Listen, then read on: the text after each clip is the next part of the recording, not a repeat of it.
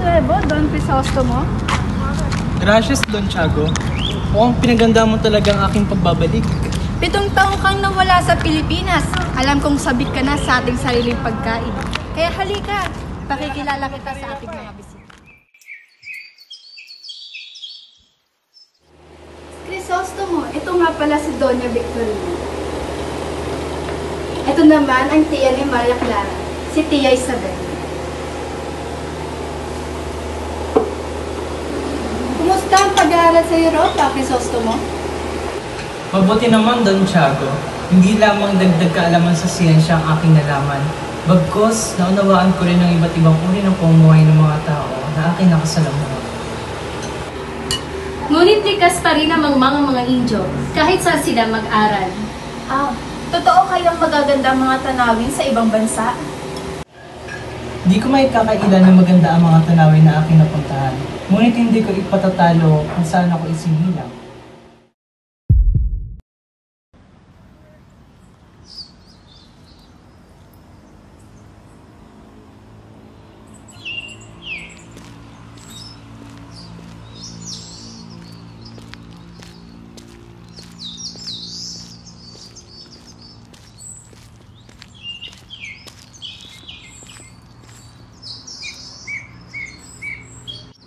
Sino to? Ibarra, nagbalik ka! Alam mo naman babalik at babalikan kita, Maria Clara. Akala ko pa naman nakalimutan mo na ako. Marami pa namang magagandang babae sa ibang bansa.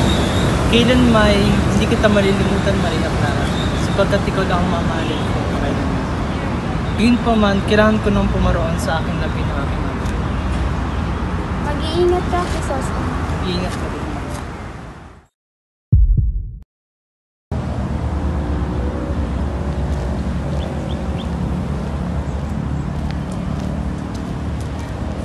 Ikaw ba ang anak ni Don Rafael? Siyang tunay binibini. At bakit? Inilipat ko ang labi ng iyong ama sa libingan ng mga Chino. Ngunit ang gabing iyon ay madilim, kaya itinapok ko na lamang ito sa ilog. Pasensya na po. Hindi ito maaari.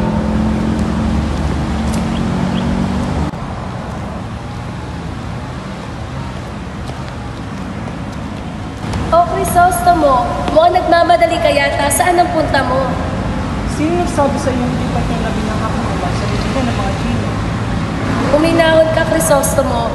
Wala akong kinalaman dahil hindi naman ako ang kurang paroko ng panahong iyon dahil si Padre Damaso pa ang namamahala noon. Kasi si Padre Damaso.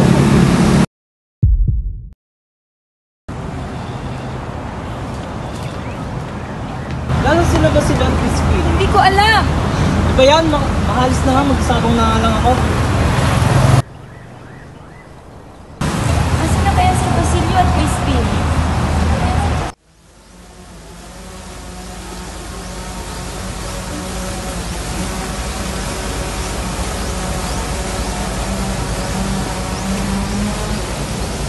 Bakit mo kinuha yung pera? Hindi po ako nakumuha ng pera! Bakit di ko na lang kumuha?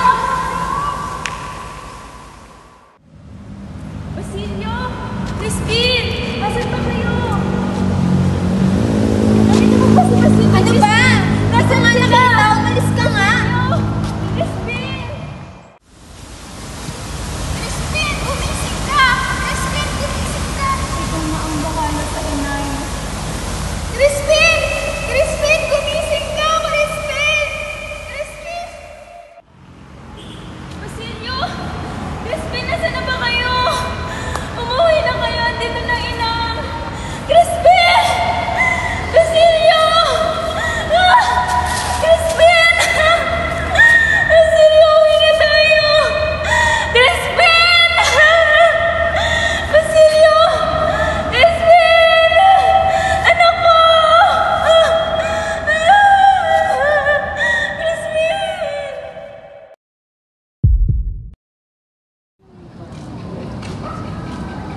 Asan si Elias? Wala rito si Elias. Maaari na kayong umalis.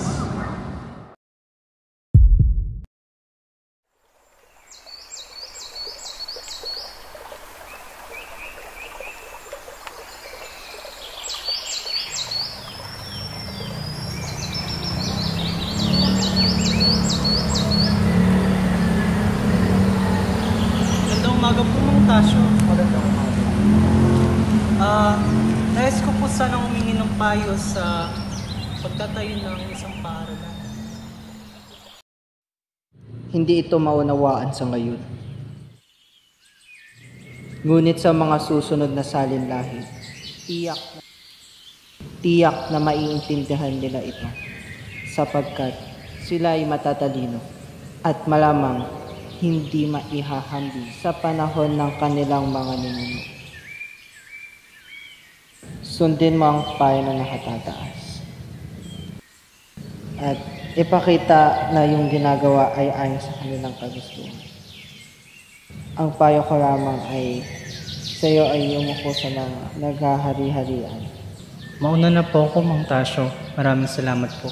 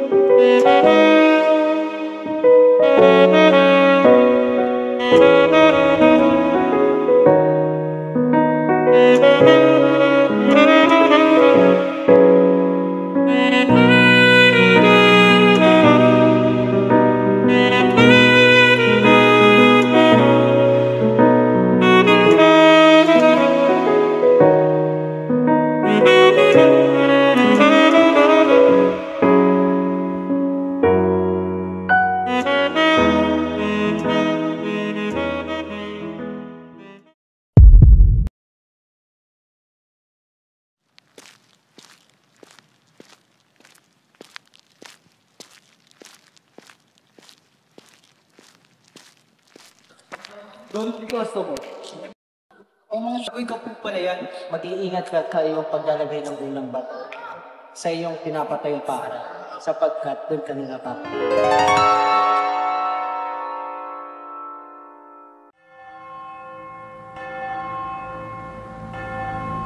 Kamusta na kaya ang labi ng iyong ama, Crisostomo? Saan ka ba hindi ka napatay? Sirpi mo na ako ilang pamagayin, Ma. Kapanaiyan ni Dana!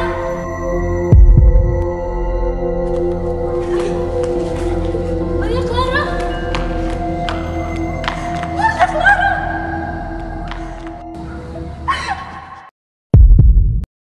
Kalat na kalat ang balita na hindi matutuloy ang kasal niyo ni Maria at ikaw ay tinuturing na ekskomunikado. At huwag ka mag-alala, kakausapin ko si Kapitan Tiago upang matuloy ang inyong kasal at pati ang obispo ng Manila. Ano po ba? Maraming salamat po, Kapitan. Ito na po ako. Sige.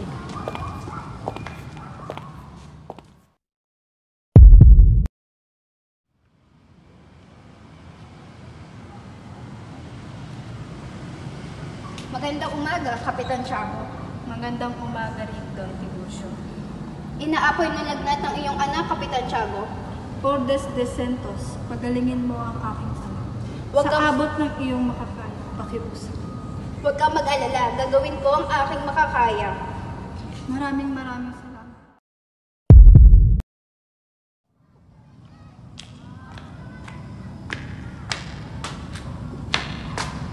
Ikaw ba si Crisostomo Ibarra?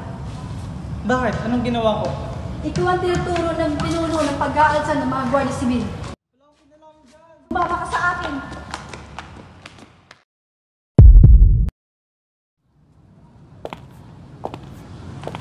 Alam niyo ba na si Maria Clara ang bukod tanging binibini rito sa bayan ng San Diego ang nagtataglay ng kakaibang ganda at kabaitan? Iyan ang gusto ko sa isang binibini. Kapitan Tiago, ito si Don Alfonso Linares Padanya, ang kamag-anak ng aking asawa at ang inaanak ni Padre Damaso. Magandang araw, Kapitan Tiago. Magandang araw din. Magandang araw sa iyo, Maria Clara. Nais hiniin ni Alfonso ang kamay ng anak mong si Maria Clara. Pumapayag ka ba, Kapitan Tiago? Walang problema. Ayoko, Ama. Si Crisostomo lamang ang aking minamahal at hihintayin ko siya kahit ano pang mangyari.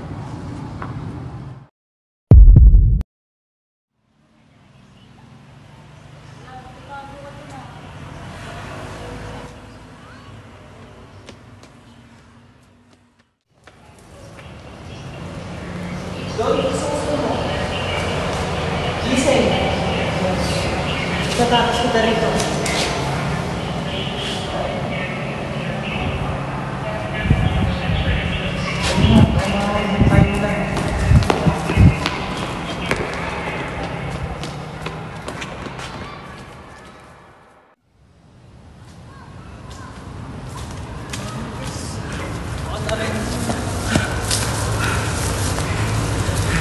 Natatakot ako sa pwedeng mangyari sa atin.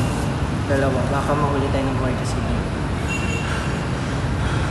Kung may mangyari sa akin, mag-iingat ka.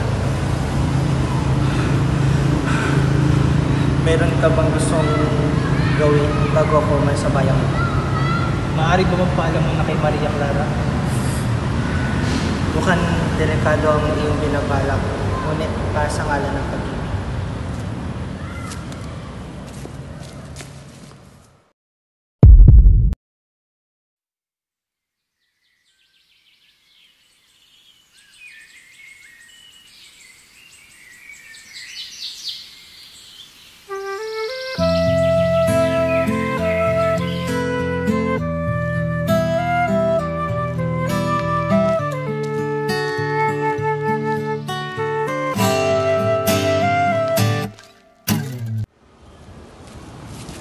Nasaan na kaya sina Elias at Ibarra?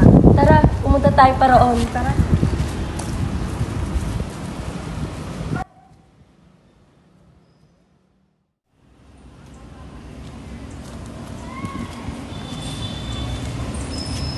Ayun, sina Elias at Ibarra!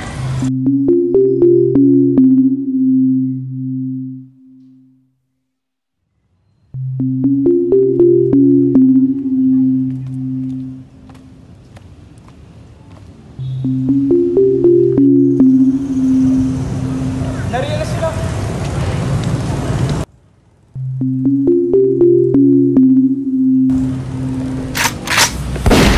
Crisostomo!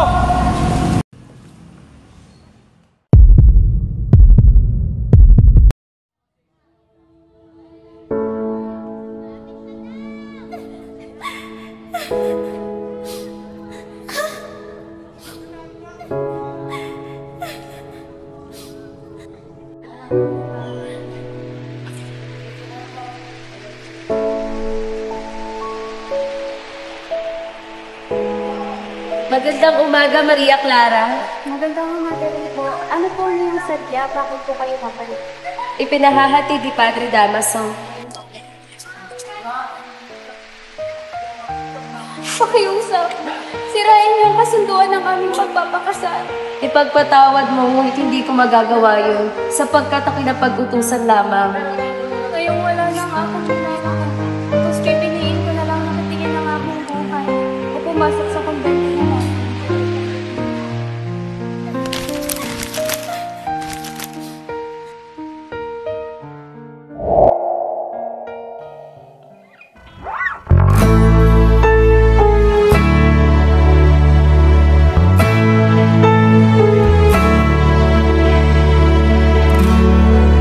Kailan kaya matatapos ang gulo?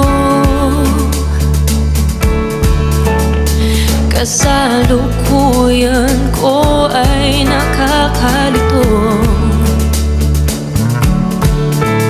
Umaasang malalampasan ko rin ito. Panoorin nyo balang araw, humanda kayo. Crispin! Crispin! Gumising ka! Crispin! Crispin! Pagalingin mo ang aking ama. Sa abot ng iyong makakaya, pakiusap. Huwag kang mag-alala. Gagawin ko ang aking makakaya. Maraming salamat.